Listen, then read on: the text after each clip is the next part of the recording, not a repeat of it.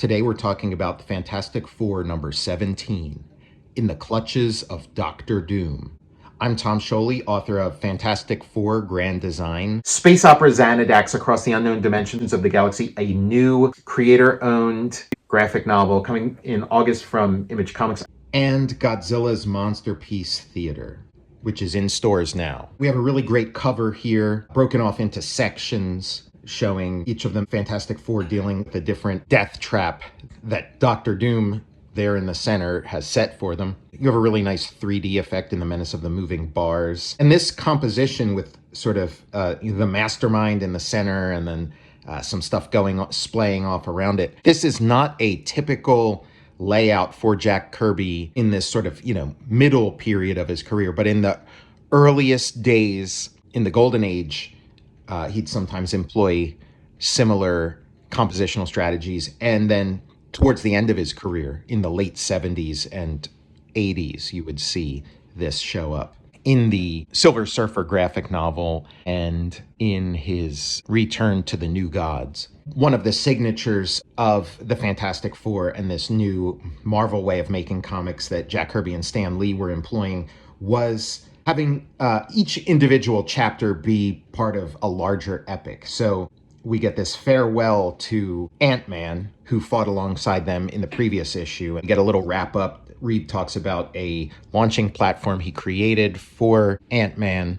The Thing is reading Ant-Man's comic book, his stories in Tales to Astonish. We get a recap of what happened in the previous issue, and they realize that Doctor Doom is still out there. He's still a threat. Reed has concocted a highly refined radar set, hoping to get a clue to Doctor Doom's whereabouts. And what a great looking invention. What an amazing ingredient to have in your superhero comic. Sort of knowing that when you buy an issue of the Fantastic Four, you might see one or two, or maybe one or two dozen crazy looking inventions that are just so much fun to look at. Everybody's on the lookout for Doctor Doom. The Thing thinks that he's found him, but gets so distracted he falls into a manhole, but then pops back up out of the ground, which is sort of a motif for him. And then he gets his mitts on Doctor Doom, but when he turns around, he sees it's just a guy in a sort of knight in armor costume to advertise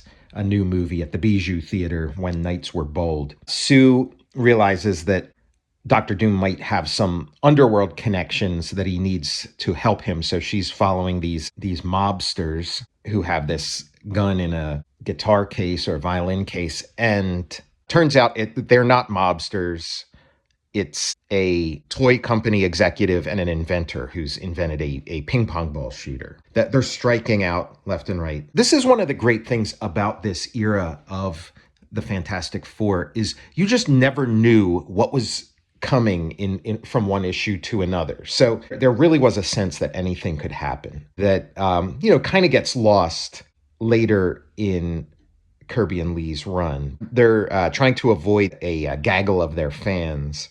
The janitor helps them out, sort of takes them through a back entrance. But it turns out, the last place they'd expect, that's where Doctor Doom is. And the janitor was Doctor Doom in disguise. Great illustration here of the quick change and seeing that beard come off. Superhero comics are all about the quick change, and nobody depicts it like Kirby. Just thinking of, Kirby as the inventor of the idea of Captain America stuffing his shield in the back of his jacket, that in the back of his shirt. That's some outside of the box thinking. And so now we get a very bizarre and whimsical turn where Doctor Doom's super weapon is this machine that shoots out these very odd-looking inflatable robots. They're lighter-than-air robots, they're referred to, and they have these sardonic grins, which, again, make them sort of goofy and funny, but also a little bit scary. I could see something like this in a Fantastic Four movie being kind of creepy. And these four lighter-than-air, ghost-like robots are programmed to bedevil each member of the Fantastic Four. And it becomes very embarrassing for them, makes them into sort of social pariahs. These things are called followers, which is interesting because Kirby would later use that name again in his New Gods mythology, Mr. Miracle had, a follower robot that he would use as sort of a decoy. And then the Forever People helped the immaterial dead man manifest himself within a follower, which became his body by the end of the story, so he could affect physical change in the real world instead of watching on helplessly. And so they realized it was the janitor who had put these projectors on them, these discs that attracted the floating robots. It was the janitor, and so once they take them off, that stops. Dr. Doom says this was only the first phase of his plan, so I'm curious to see how this all comes together. He's going to strike at them through what he views as their weakest link, which would be Alicia, the one whom the Thing loves. We get a reminder that underneath his mask, Dr. Doom, there's something about his face, the burn marks from when he first had his mask applied, but there's something about his face that he just can't bear to look at. And great pose here. It's the Alicia phase of the plan, and he draws her with a grappler ray into his floating laboratory, camouflaged by clouds. And I feel like Rick Veitch and Alan Moore picked up on this when they did Supreme, and they had Supreme's floating fortress or floating observatory that was also concealed by artificial clouds. The Thing is, working out with his superpowered weight set, sees Johnny brings him the paper, shows him that something's going on with Alicia, so he's all out of sorts. But Dr. Doom shows up and taunts them and tells them that it was him. He's here to gloat, that he said if they try to do anything about it, he's going to unleash an illusion ray upon New York that's going to give the entire population mass hallucinations. Mass hallucinations as only Jack Kirby could depict. That's not all. If that doesn't work for you, or if you prefer, at the flick of a switch, I can drop fast-growing spores upon your unsuspecting city. Spores which can grow into giant vines within minutes. Vines which will choke off all traffic, all commerce, the very heartbeat of the city itself. Two different doomsday situations to choose from. I just want to point out here this little angry face in the clock on this tower. So things are really bad. What are we going to do? And so we get a very memorable moment, an appearance by John F. Kennedy. You could tell a lot of careful thought was put into these panels because there's a little detail in the back. Mommy of Jackie Kennedy scolding Caroline Kennedy, if we're to interpret correctly, by those tiny silhouettes in the background. And this was a novelty at the time of the idea of like young children in the White House. That was new because John Kennedy was he was the youngest president ever. That was sort of a big deal at the time. It's almost unbelievable. He actually threatens us with war if his terms are not met. This is the first time in history, sir, that one man has threatened to declare war on an entire nation, no matter what weapons he may have at his disposal. We can never allow this nation to be dictated to by one sinister man, not even so powerful a man as Dr. Doom. There is only one thing to do. We must show him that the United States cannot be threatened by anyone. We must move forward and proceed with great vigor. And now, gentlemen, if you'll excuse me, it's Caroline's bedtime. That being a sort of a noteworthy thing that there are, young children in the White House. And it is interesting, when the president is shown in these comics, they don't show his face. They show everything but his face.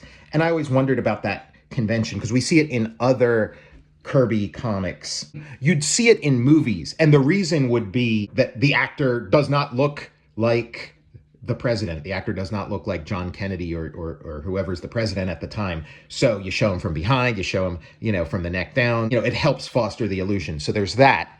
And then also, sometimes it's not even like an actual president. It's somebody who's supposed to be the president, but it's obviously not. It's when we were working on Godland, me and Joe Casey would refer to like the presidents that you usually see in fiction, the sort of fake presidents, as President Fakey Fakenhauer, where it's just this sort of amalgam of every president you've ever had. And we thought, if you're going to have the president in your comic, it's got to be the president. The other thought I had is that there's this sort of tradition that you got to be very careful when you show a picture of the king or the queen. It has to be done just the right way, and in some cases it has to be done with their sanction.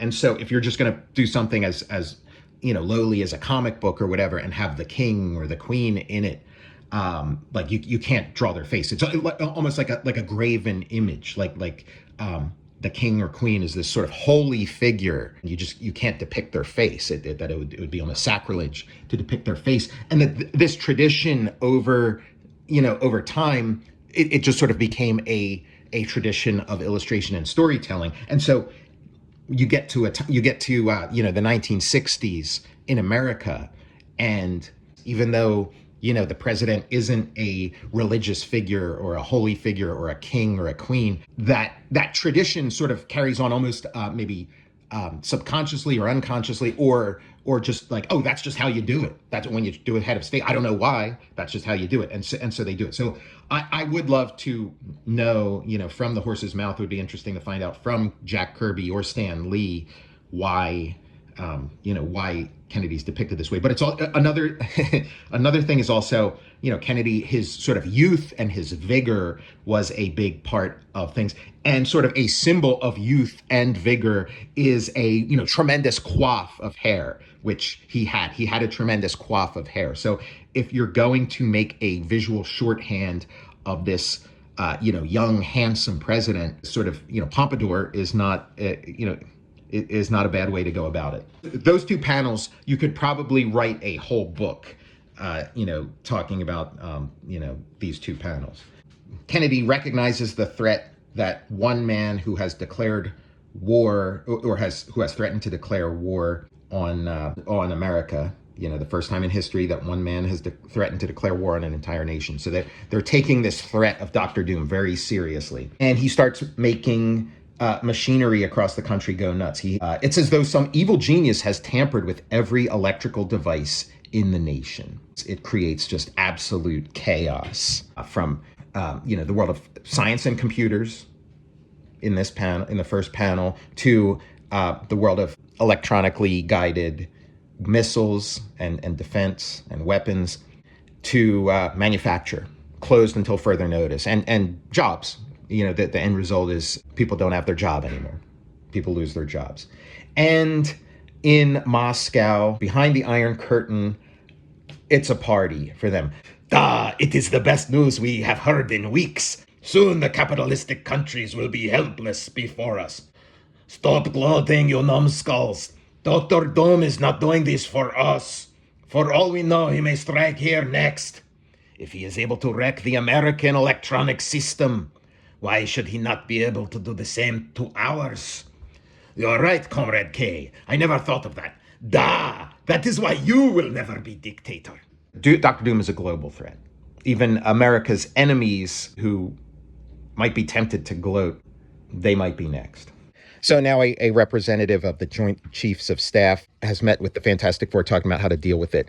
And now we see a cutaway. Reed has created a really amazing looking machine to keep track of what's going on, which can see inside of Doom's fortress. So we get this sort of, cool little shorthand cutaway.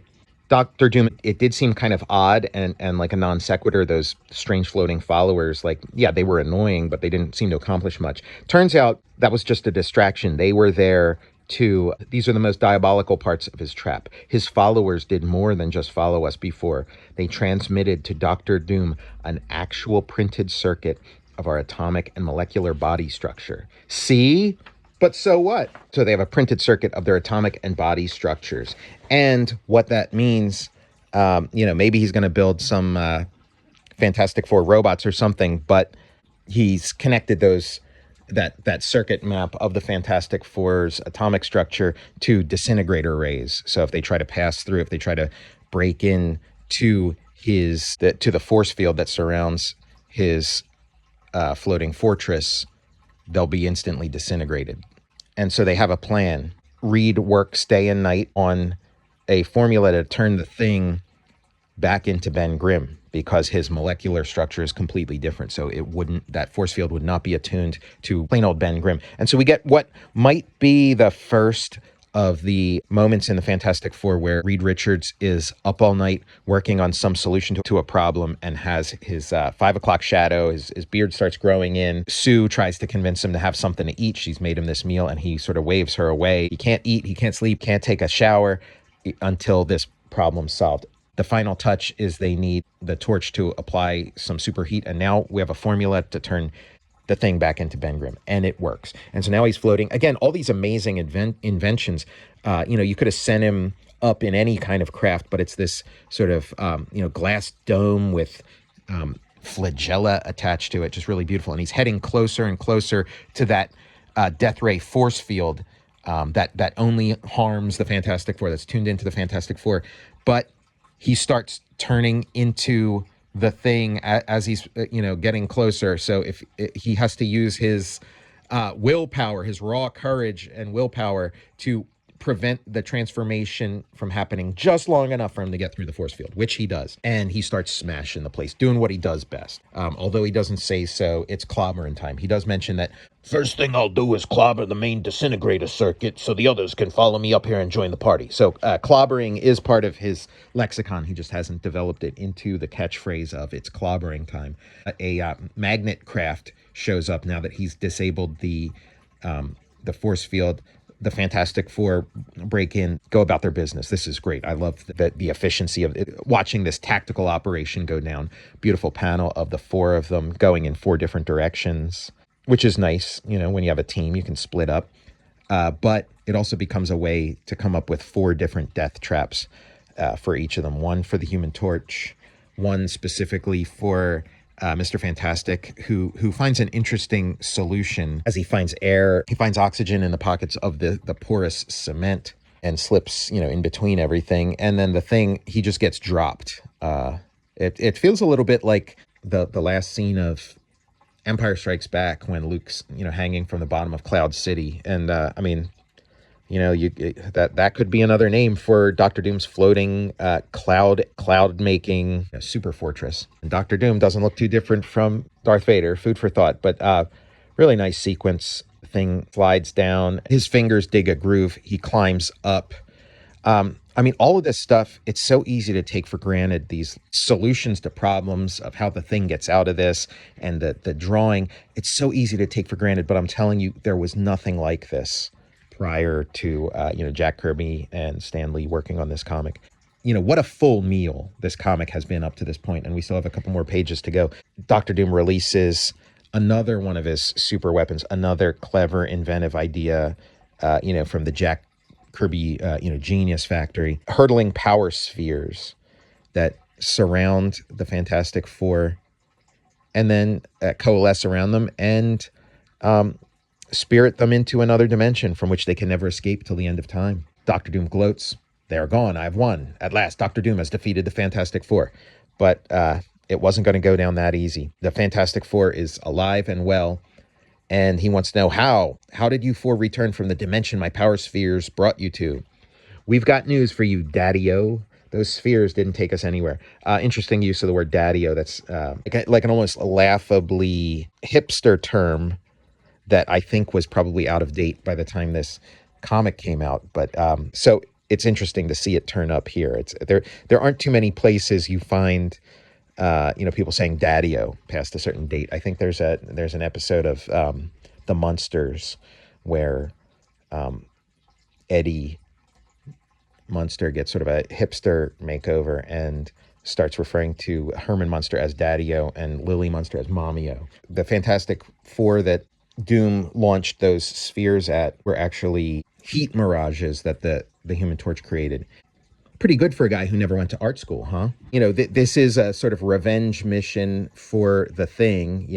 Dr. Doom kidnapped his girl, so he's ready to clobber. But Dr. Doom's not talking. But turns out Sue has tracked her down. Sue has a plan. She has Alicia hide in a closet while she sits there, taking advantage of their physical resemblance. But as Doom strikes, she turns invisible and rolls out of the way and then trips him. has him cornered, but he launches yet another death trap at her. The most visually interesting one so far. This almost like a danger room feature. These impaling bars that surround her. But I mean, Sue really gets a hero moment here, and it's always nice to see in these early issues when Sue gets to really shine. And so she becomes an action hero, knocks Doctor Doom backwards, with sort of a flip. But Stan Lee can't help himself. He can't allow Sue to, do something great and have it be her own achievement.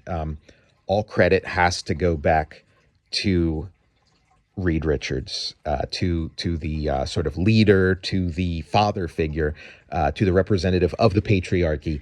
Don't ever forget that I was taught judo by one of the world's greatest experts, Reed Richards. And in my book, anything you can do, Mr. Fantastic can do better. So it's sort of a shame that Sue doesn't get to sort of bask in the glow of what she's done. And from what I understand, that's a Stan Lee, the sort of taking credit away from Sue and giving it to the leader is sort of a Stan Lee hallmark. And then the rest of the team breaks in. Dr. Doom's cornered, and he does the Saturday morning movie serial escape, like Ming the Merciless at the end of Flash Gordon. He escapes and seemingly dies as he falls. But we've seen this before with Doctor Doom. It looks pretty bad, but I think he's going to be back. The Thing gets to be hero, rip the door off its hinges and free Alicia, even though he could have just opened it gently. And then there's a nice little moment between Reed and Sue. He's worried, looking for Sue. Johnny, Sue is gone. We've got to find her. Don't worry, Reed, dear. You never lost me. Sue, you're all right. That means our triumph is complete. Sue, darling, if anything had happened to you. We get a nice little moment, nice reunion between the two couples of the series. And Johnny is giving almost like a Jack Benny take, looking at the camera. Yeesh, what a lot of mush. I don't blame Dr. Doom for jumping. So another brilliant issue. You get a lot of bang for your buck for your 12 cents. A million different things happening, lots of different character moments. And yeah, in this final panel, you have so much going on. You have the sort of happily ever after ending, but at the same time, you also have a commentary on it. So you can enjoy the happily ever after ending. And then if you don't, you can goof on it. You can, there's so many different ways you can interact with and enjoy this wonderful slice of pop culture entertainment. I'm Tom Scioli, author of Space Opera Xanadax Across the Unknown Dimensions of the Galaxy, a new creator-owned graphic novel coming in August from Image Comics. I'm also the author of Godzilla's Monsterpiece Theater, coming in July in a new trade paperback edition, and Fantastic Four Grand Design. I'll see you next Fantastic Four-I Day.